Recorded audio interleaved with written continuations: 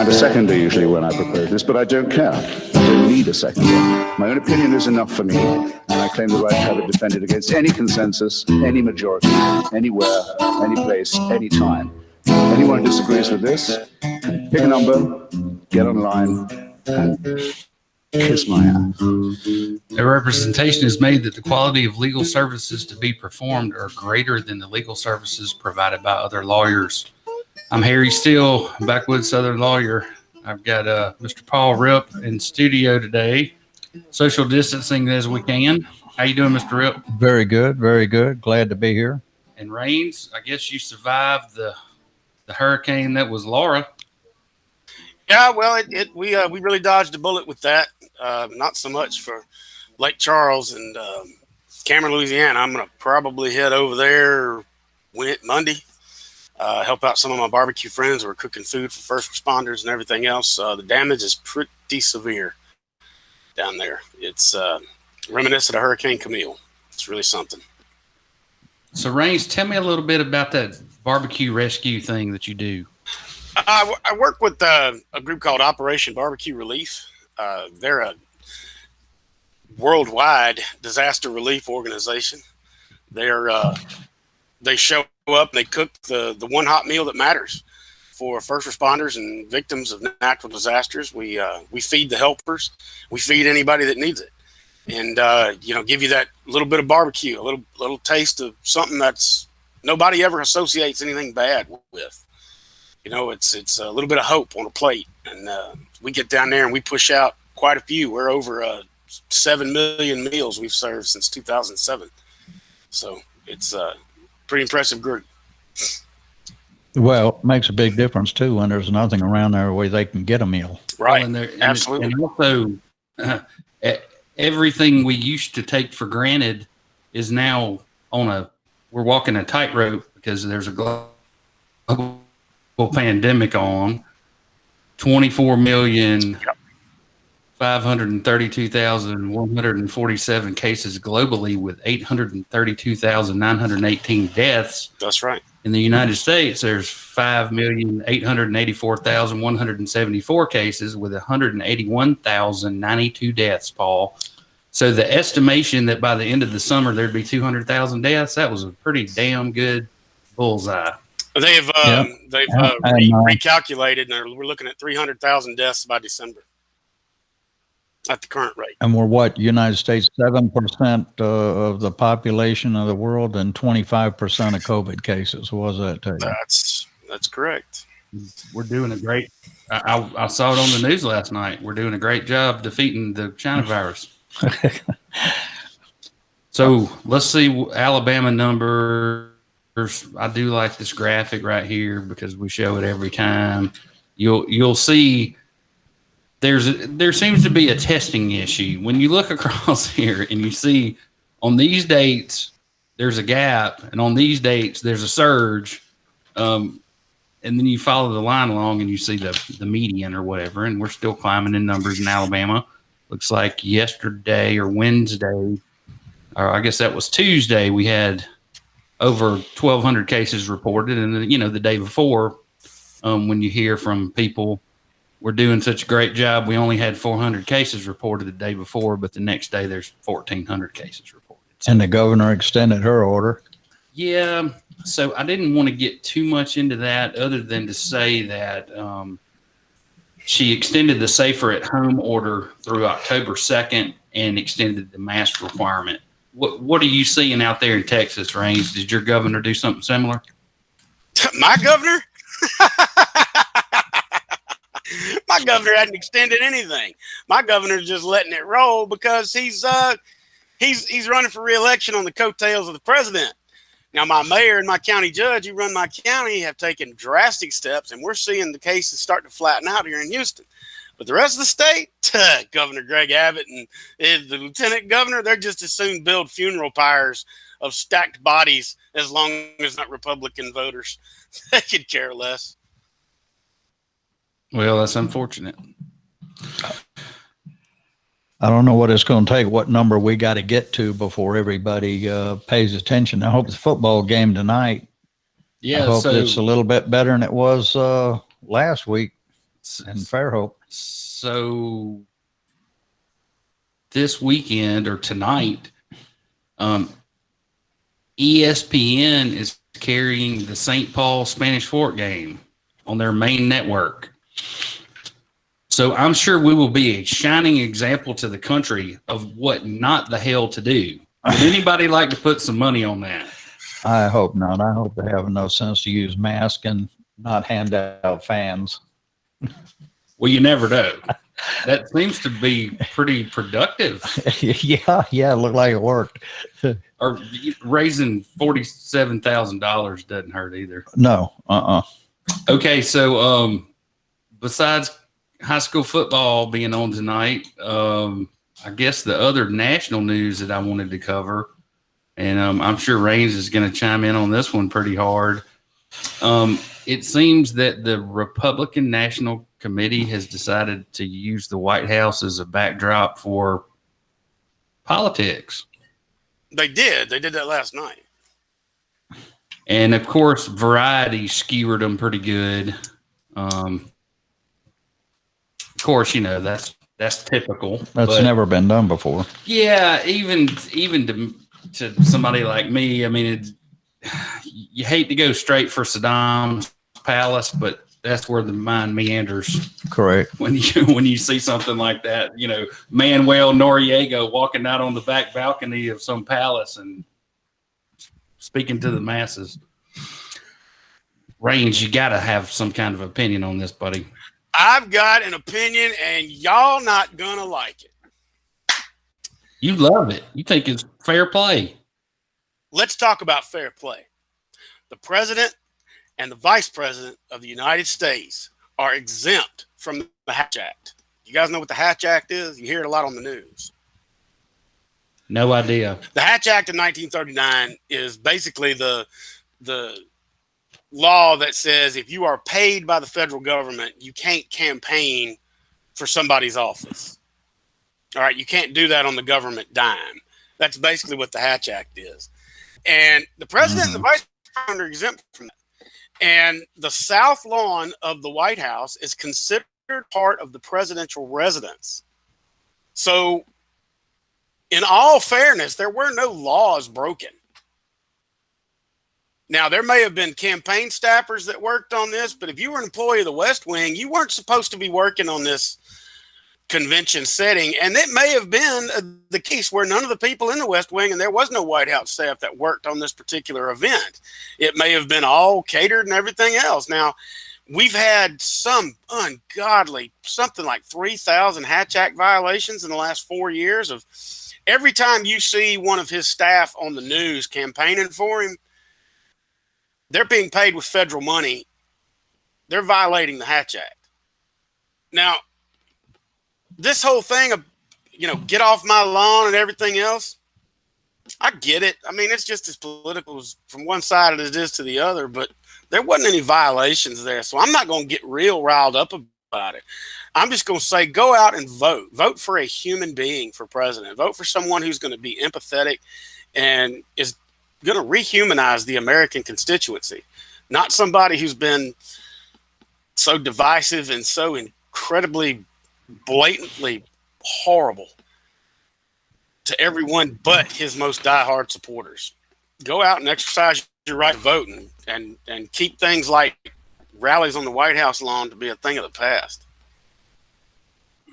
All right, so let's talk about federal funding for a minute. So you're seeing an image right now of the Berry steam plant, which is just across the Mobile River, or just across the Delta on the Mobile River from my little slice of paradise in the world. About 3 miles away from it. I'm on one side of the swamp and they're on the other. This is also about 1.5 miles from the Bottle Creek Indian Mounds, which are just out of the shot here on Mound Island. So I'm sure everyone will recall what I called a clandestine meeting between Alabama Power Company officials and the county commission and some local folks. You remember that down in Fairhope, Paul? Right. And I think Gabe Tyne showed up as the meeting was getting started. And was he asked to leave? It wasn't open to the press or public. That's correct. Because That's there correct. wasn't a quorum present. or whatever game they were playing. Oh, they didn't want the press there. Well, so anyway, their response was that we don't really know what to do, so we're going to lean on the Mobile Bay National Estuary Program, who I would have thought would have been bloody murder at the top of their lungs. Oh no, there's Switzerland in this thing, okay? So I can't remember how much. I want to say it was 15 grand per county commission, but or I can't remember if it was 30 per. But regardless, the two counties tapped the Mobile Bay National Estuary Program to produce a video, and these videos have now been uploaded. It's got a whopping 61 views on YouTube. I mean, no one has put this on their, neither county has put this on their website as a resource that I'm aware of. Okay. So these videos that we paid 30 grand for, 61 people have watched one of them. 73 have watched another one. One of them is just some guy kind of giving a presentation. And I do encourage everybody to go look at both of these videos. One of them is called Unintended Consequences of Convenience, a story about coal ash in Alabama. And the other one is called Plant Buried Coal Ash Pond, Hydrogeologic Conditions Presentation.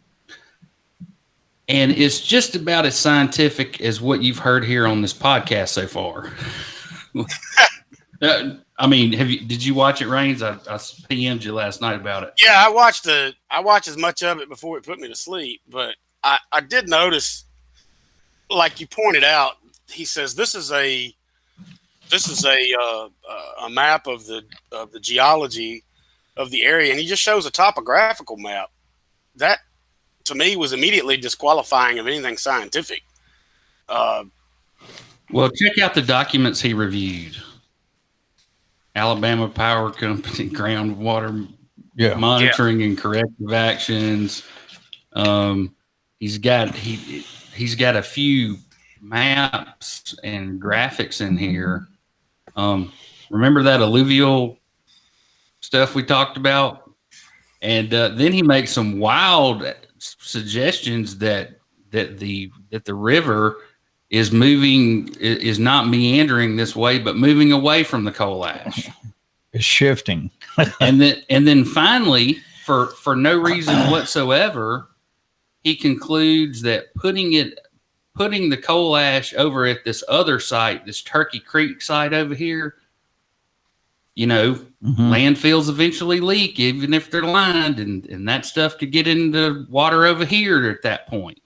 So the solution to pollution is dilution, and a little bit of it's getting out, but it's just going into, it's being diluted by the river water coming along and carrying it on out. Anyway. Well, let's do this. Let's do this. I am not one to blatantly attack science for the sake of argument. I would say I would subject that study to peer review. I would like to see second opinion by an independent geologist. So if you're an independent geological survey person, if you'd like to come on this program and talk to us a little bit about the science in this study, I'd like to know more about it before I just kick it to the curb. I immediately am distrustful of any scientific study that's paid for by a government grant. And all right, so let me just rudimentarily, okay, just real quick. So what he's saying is there's a layer of clay, a natural layer of clay under the alluvial aquifer. And this layer of clay, just by looking at where they put their leachate wells and looking at the strata, they know that it's not uniform, so that we know there are gaps in it. So just imagine you took a 5-gallon bucket and put, 6 inches of clay in it, and then mixed sand and gravel, and then put coal ash on top, and then poured water in the top of the bucket. If there was a hole in the bottom of the bucket, you're going to get water coming out with some bad stuff coming through there. There's just no two ways around it. And to say that you're going to contaminate somewhere else, well, at least it's not the Delta, the most biodiverse place in Alabama or in North America. Well, I would just say that I'd like to see some more independent science about it. This is far from independent. All he looked at was the Alabama Power Company stuff. Well, let's put That's it what this I'm way. saying. I'd like to see some independent study to it. I wonder, Rains, what would have happened if that hurricane had come through here and hit that coal ash pond?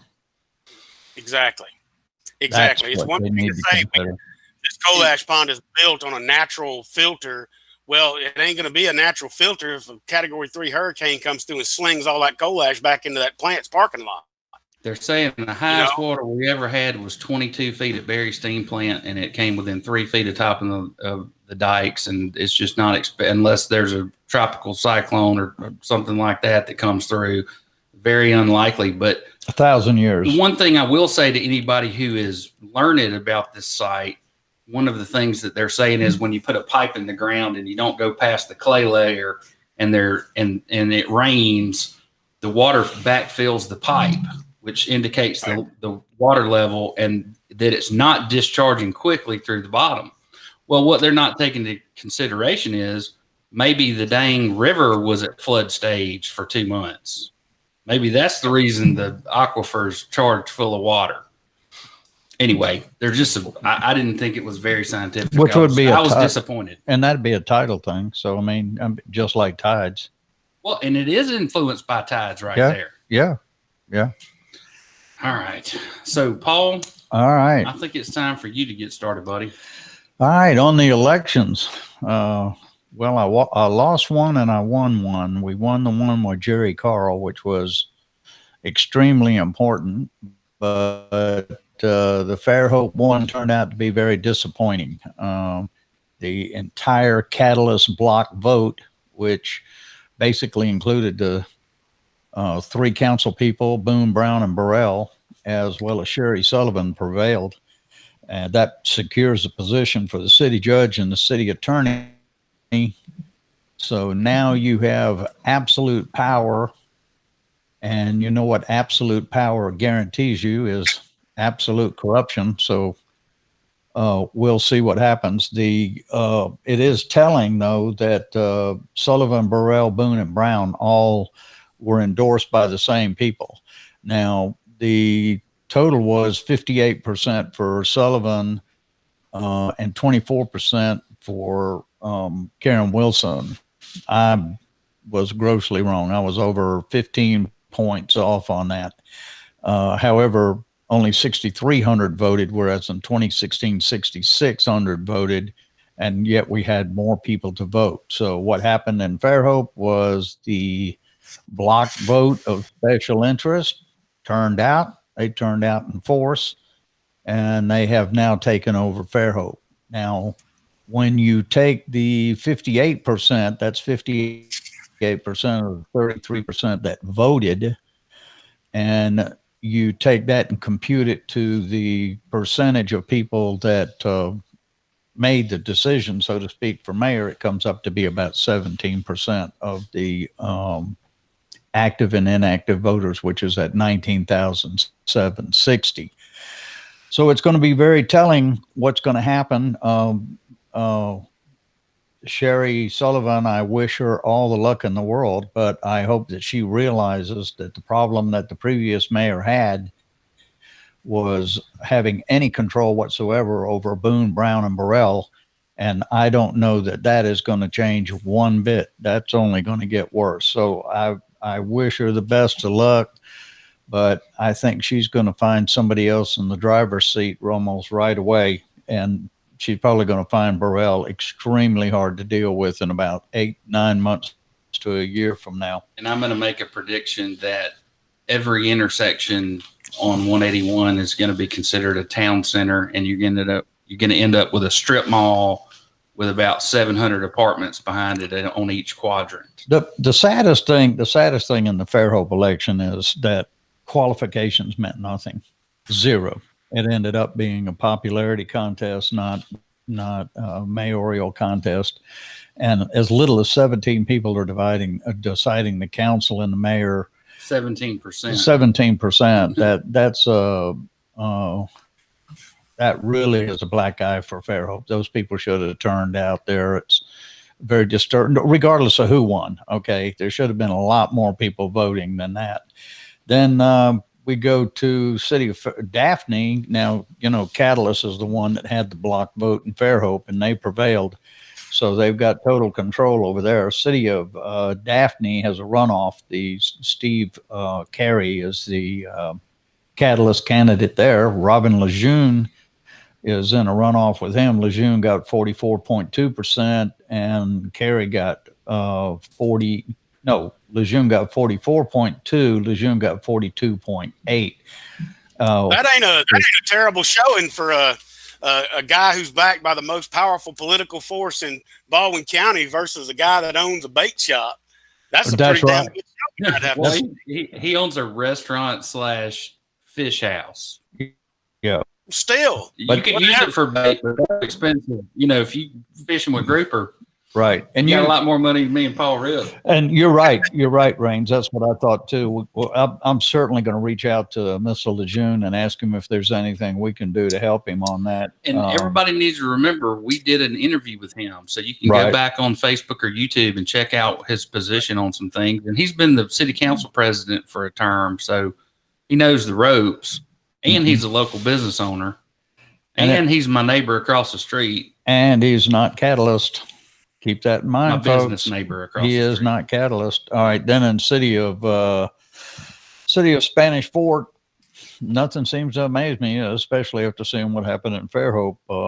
Mr. Mike Slappin McMillan there is in a runoff with Rebecca Cornelius. Mr. McMillan's the one that slapped the magistrate on video.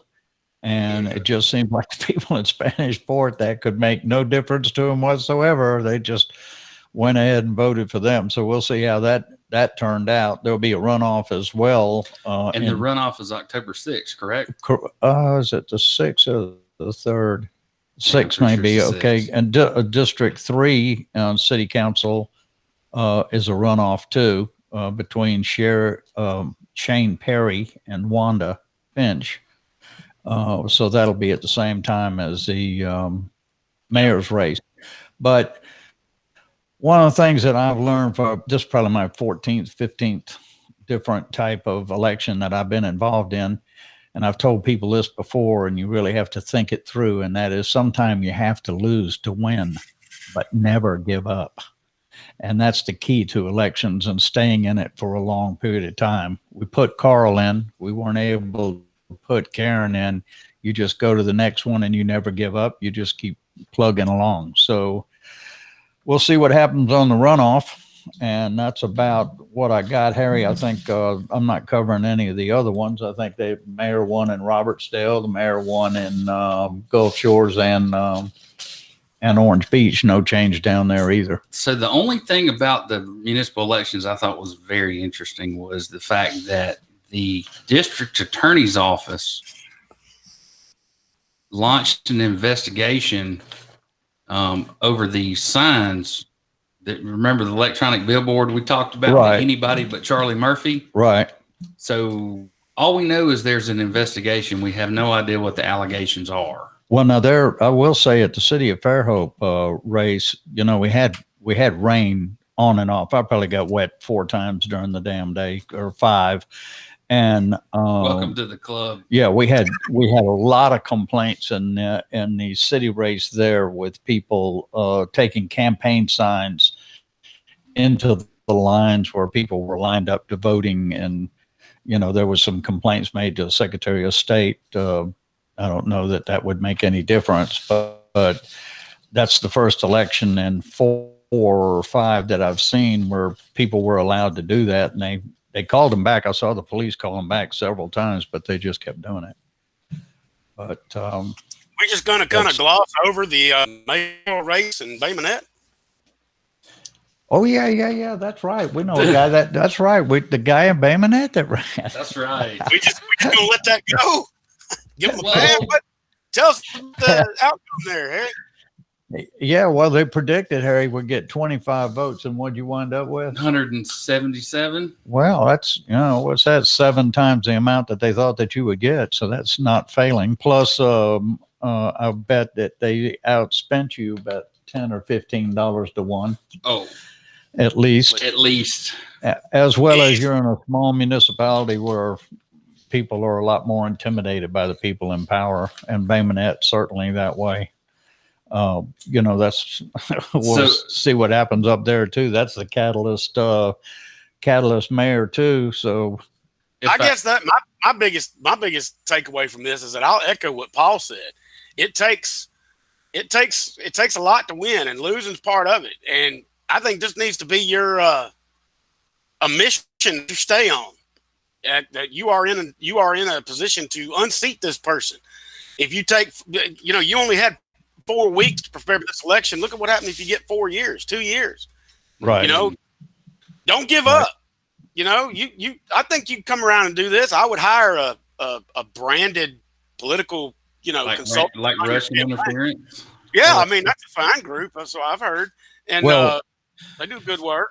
I hear, or they can get you out of Nicaragua in a pinch. I heard that about them too. Well, the one thing I would like to say, especially if anybody's listening, is that, on Facebook, I had many people that equated my participation to this particular race in Fairhope. And like when the election was over, that I was going somewhere they didn't have to listen to me anymore. Well, I want to notify them that they will be. I'm not going anywhere. I've been doing this for about 16 years, and this election is not going to do one thing to slow me down on being the devil's advocate on a lot of the projects in the county and in the city. So I'm going to upload this letter to our Facebook page because it's almost unbelievable. And I know I don't want to bore everybody to death, but this is from the Alabama Ethics Commission, and it says, "Dear Mr. Steele, we're in receipt of your complaint against AT, which was received in our office on August 17th, 2020. The Ethics Commission's jurisdiction is invoked when a public official or public employee has used their official position or office to obtain personal gain for themselves, a family member, or business which they are associated with some intent to corruptly influence a public official or public employee. The commission is only authorized to investigate a complaint that on its face alleges facts which, if true, would violate a constitution of the Ethics Act. Do you have any credible and verifiable information that AT personally gained or was corruptly influenced regarding the encounter you had with him?" Now, this is the encounter on the sidewalk where he screamed at me and cursed me out. Right. We would appreciate it if you would provide this information with 10 days, or we will consider this matter dismissed. So, Raines, just from a layman's perspective, can you count the ways that the police chief may have benefited by doing this to the mayor's political opponent? If we're not going to go an hour today, but, verbally belittling the mayor's opponent, publicly belittling the mayor's opponent, publicly excluding the mayor's opponent, publicly ridiculing the mayor's opponent, etc., etc., etc., ad nauseum.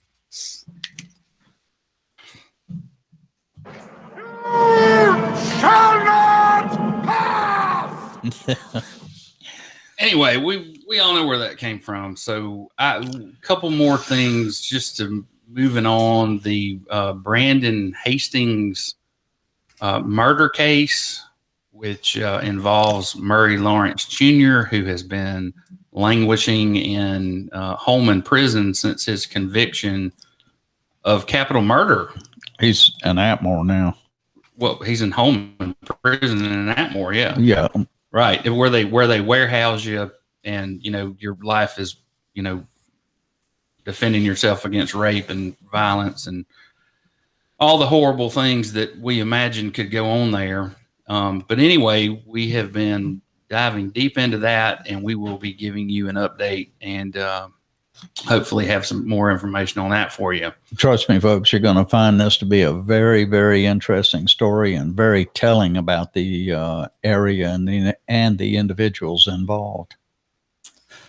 All right. So the only thing left to talk about is the Baldwin County mega site. My favorite topic. Do it to it, Paul.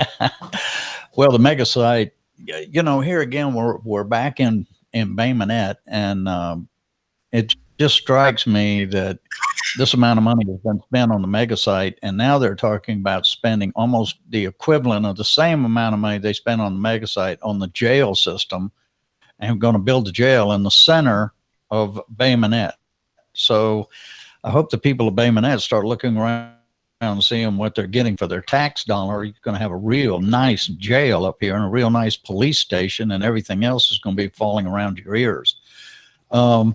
This has been going on. The mega site's been going on since 2012, when they purchased it for $32 million. And the question that most people had at the time was this was a land grab more than anything else. They bought $32 million worth of land. They're going to call it a mega site and sell this mega site for manufacturing or something like this. And what happened was they had nothing. It was simply 100 acres of, 3,000 acres of nothing. They had no infrastructure or anything else. So last year, the Baldwin County Economic Development obtained the title to the 3,000 acre mega site from Baldwin County Commission. That was about 13 months ago. The deal secured $7 million in Growing Alabama tax credit to allow the Baldwin Economic Development Association to make improvements to the site's infrastructure. Okay, so now we purchased it for $32 million. No one did anything. They didn't even have a sign up there for a while. No infrastructure, no nothing. Yet, Mr. Lee Lawson, the director of the BCED, the Baldwin County Economic Development, he said that they've had 55 to 60 real inquiries on the property over the last 8 years, even getting to the final negotiations with one client before that client pulled out due to a business case. I don't quite understand what that means. And then they go to speaking about how in Baldwin County grocer Aldi, ALDI, announced a $100 million capital investment for a distribution center. Not in Bay Minette, not at the Mac site, but in Loxley. And the economic development is claiming that now they're able to do Zoom presentations, follow up with photography, visuals, everything that needs to show the clients the amount of work that they have done in their level of preparedness, which includes building a building pad. But what people should, and now this, if you want to go look at some of the video, you can go to lagniappe.com on the mega site, has got some aerial views. But what the people in Baldwin County need to understand is that this started in 2012 with 32 million. Now they're quoting it at 7 to 7.5. So we're talking about $40 million. One of the big things that most people don't point out to you is what has that $40 million cost you in lost opportunity? I mean, you were talking about 8 years that you have not had $32 million that's just been sitting on raw land. Now you've dumped another 7.5. Let's say that's 40 million. And we're into it for 8 years. Let's say it's 10 years before we find a client. How long do you think it's going to be before you get that 32 million back? Well, 40 million back. Let's play a game. Let's simplify this for our listeners. I'm going to do a quick Q&A with you, and I'm going to ask some questions that would come out of an economic developer's mouth if they were talking to you about this mega site. They'd say, Paul, what is a time frame for the future, for the economic future of your municipality? What's a proper time frame? 5 years, 10 years, 20 years? Can you put a waiting time? Do you have to pull a ticket on economic development? Because nothing happens overnight, right? Right. So well, we are investing in the future of Baldwin County. What exactly is the end date on the future? How long are you going to be on the hook for this mega site if nothing's been done? And at that point, as a citizen, if you get so fed up that nothing's happened to it, what's going to happen with it? What's the government going to do with it? What's your county administration going to do with it? What's your city administration going to do with it? I can tell you, look at what they did with the farmland they bought. Right. Well, I They'll tried to spend a run for lot of mayor. money. That's what I did. They'll spend a lot of money to roll the dice on economic development, and in the end, they'll sell it off for a pittance of what they paid for it. And then you'll still be on the hook for it because they'll give whoever comes in the most massive tax break you've ever seen just to get somebody on it. Absolutely. And when you tell me that you've had 55 to 60 inquiries, real inquiries in 8 years, and you have not been able to close one deal, then that tells me that those 55 to 60 people looked at what you had and said, not me. That's exactly right. You know what they had? You know what the people of Jackson County, Mississippi had to do to get Chevron and Mississippi Phosphates to come in and build plants there in the 1960s? Oh my God. I don't know. They had to give them a 50-year tax write-off where they didn't pay property taxes on that land for 50 years. Yeah, but they hadn't been paying excise tax ever prior And they to never, really long. Well, that's what's going to end up with the mega site. What's going to end up with the mega site is they're going to be just wanting to unload it, that in the event they're going to have to pay somebody to take it. well, Paul, you know what that means? Paying somebody to take it means jobs, jobs, jobs for Baldwin County. Right. Right. We'll wait and see how that goes. For sure. Monorail. But that's about all I got on the Lagniappe. Was a little bit thin this week. We will start to look for some new subjects. I think that you're going to like one of the things that we're talking about on that Murray Lawrence case. That's just now developing, and that's going to get quite hot quite quick. And the other thing I would point out, just about goings on, hundreds of students, because the superintendent offered to allow the 7,000 that decided they wanted to do virtual school, he gave them a month to come back to regular school. Right. And they're seeing hundreds of students take advantage of that in our school system. Well, that's because the virtual school is just overloaded. They're just completely jammed up. They had, what was it, that like 6 or 7? No, I think it was under 500 students last year, and this year they got 7,000. Right. So they're just totally overwhelmed. And some of those going back to school out of just pure frustration that they can't computer-wise hook up to the virtual. I know there's a lot of problems there. Let me interject just to tell you about this grand email that I got from my son's administrator this morning, because they gave the kids off 2 days because they thought the hurricane was going to hit. And I'm not even paraphrasing this. It's almost word for word, but I got an email this morning that said the 2 days off basically flushed our entire plan for the week down the toilet. So we're going to start over on Monday. Just do whatever you can today. Just regroup. Just hell with it. Sometimes that's the best thing to do. I mean, literally, that's what the administrator's email said. The teacher's email was like, screw it. We're screwed. We're so messed up this week. Just do whatever's out there you see on the desktop, and we'll try again Monday. You know, that's how fragile these systems are. So Raines, if I want to keep Antifa and BLM and all that kind of stuff from blowing up in my city, I think the city of Mobile is doing about as much as you can. And I don't particularly like Mayor Stinson's policies, but he's let Chief Baptiste take the lead on this, and they have a new police citizens advisory committee that will begin meeting this week. I guess they're meeting today. So, well, I can tell you that, you know, you're doing a hell of a lot better job if you're having conversations with community leaders and activists at a table as opposed to on the street with rubber bullets and gas grenades. Do you agree? I would agree. I think that's a great thing, and you could find no better example of that than good old Houston, Texas. Really? We're the 5th largest city in the country, and we've had yet to have a can of tear gas or a rubber bullet fired. Okay, so I know that you know about this 17-year-old from Illinois that drives down to. I'm sure. Well, he drove. You cover that for us? Well, all right. Let's just talk about outside agitators here for a minute. That happens.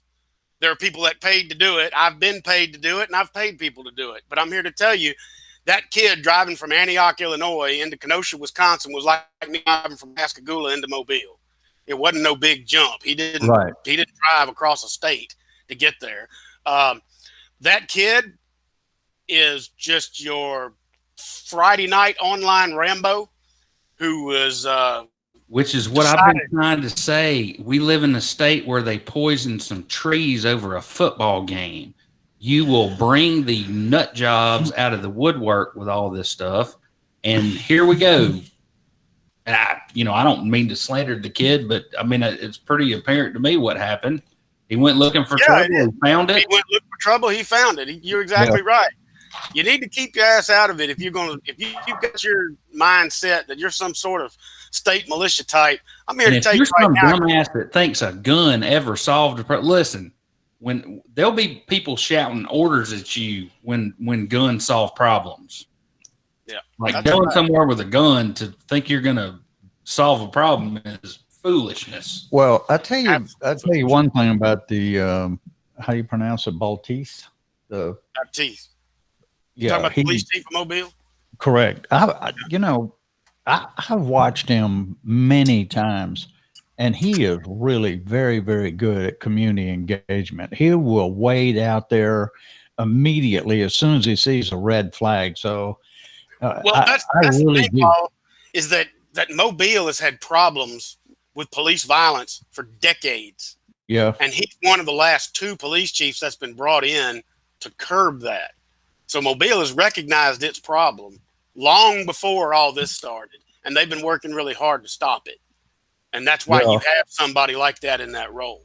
I think he has done a very, very, very good job. A very good job. I mean, much more so than what I've seen done in the area. And he jumped, like I said, he sees a red flag, he goes right for it. He's community engagement almost immediately, and that's what it takes. So the best of luck to him, and a good shout out to him too for a good job done. Truly. Harry, you asked me earlier. I'm gonna roll it back to COVID real quick because this story just moved while we were doing the podcast. You asked what our governor is doing and what's going on at the state level to stop the spread of COVID in the state of Texas. The Texas Alcohol Beverage Commission just announced a new policy about an hour ago that makes it easier for bars to apply for food permits, which means now if you've got a food truck in front of your bar, that counts towards your tax sales. So if you're a 51%, 50%, right? If you go from a 51% to a 50%, now you can open up full blown. So, and don't they understand these half measures and skirting regulations and doing cute little stuff like this is just going to lead to a prolonged problem? Just have to wait till we hit that magic number of people losing their life before somebody says, hey, just like maybe the title of today's podcast, All Hail the Mighty Dollar. Mighty dollar. So I did want to tell you one thing yesterday. So I did stand out at the polling place. We have the 5 of the 6 districts vote in one place. And so everybody, it's kind of hometowny. Everybody sets up outside the polling place. And I had a mask on the whole time. And do you know how many people walked up to me? It was 50-50 on the number of people who walked up to me that said, you wearing that mask makes me want to vote for you. And the same number of people walked up to me and said, son, how stupid can you be? As soon as this presidential election's on, we'll never hear COVID-19 again. Well, really seriously, that's something that I noticed too, that the candidates that were favored on the Karen Wilson side, most of them were wearing masks. And everybody on the opposing side was not wearing masks. It wasn't virtue signaling. I'm in that so nobody cares about lawyers until you need one, and nobody considers that if my client is ordered to go to court, I have no choice but to appear with them, right? Right. And so I'm in courtrooms where people have been brought over from the jail, and we know there's several people in the jail with COVID-19. So, I'm trying to be responsible. I'm not trying to virtue signal to anybody. But anyway, I thought it was very interesting, the different reactions that I got standing out there with a mask on all day long. And of course, none of the other candidates. And they were shaking hands and doing all that kind of stuff. I mean, I had 2 bottles of Purell on my table. You know what I mean? Trying to be as responsible as possible. All right, guys. Well, Raines, unless you got something else, I'm going to let you go, brother. Everybody, that is number 51. 51. Woo! Been a lot of fun. Well, we'll get back to y'all next time. Thank you. Thank you.